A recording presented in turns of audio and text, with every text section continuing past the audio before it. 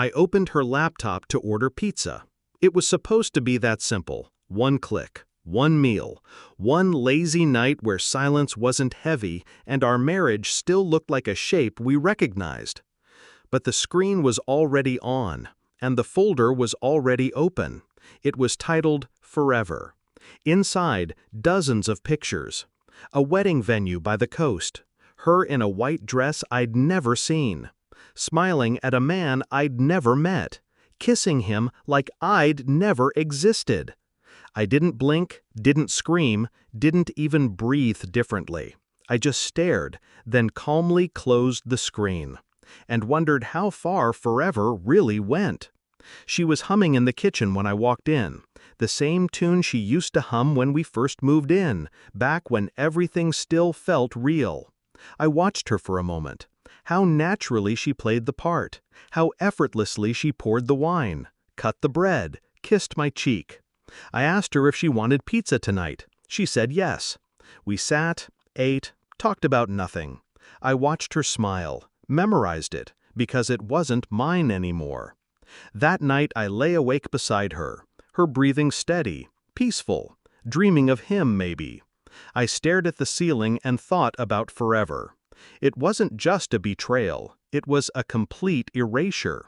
She was marrying someone else while still waking up in my bed. And she never meant for me to know. I didn't touch the folder again. I didn't need to. The images were burned into me. Instead, I watched. Closer than before. Colder. She started coming home later, always with an excuse. A meeting, a friend, her mother. I told her I bought her mom's favorite perfume. She smiled too wide. She never wore it.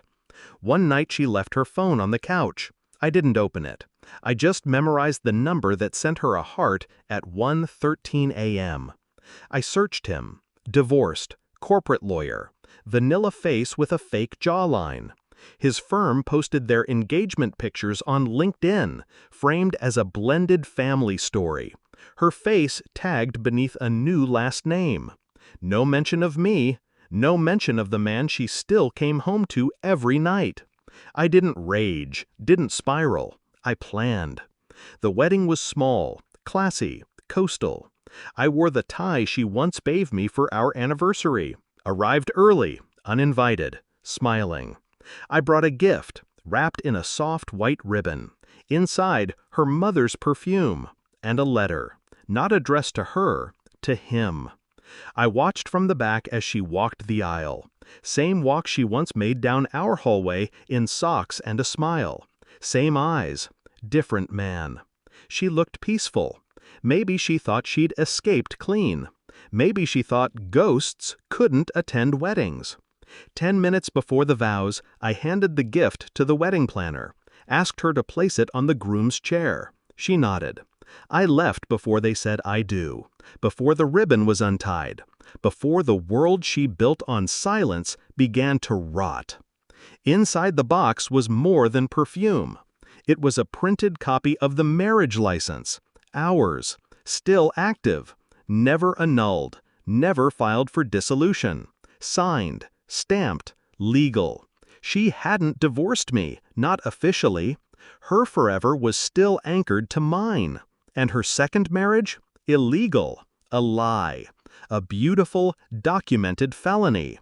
There was also a copy of the folder, Forever, all the images, her lies, pixel by pixel, with a note, I opened your laptop to order pizza. Thought you should know how this story actually ends. No lawyers, no threats, just a mirror, held up at the altar. She called 2 days later. I let it ring, then blocked her.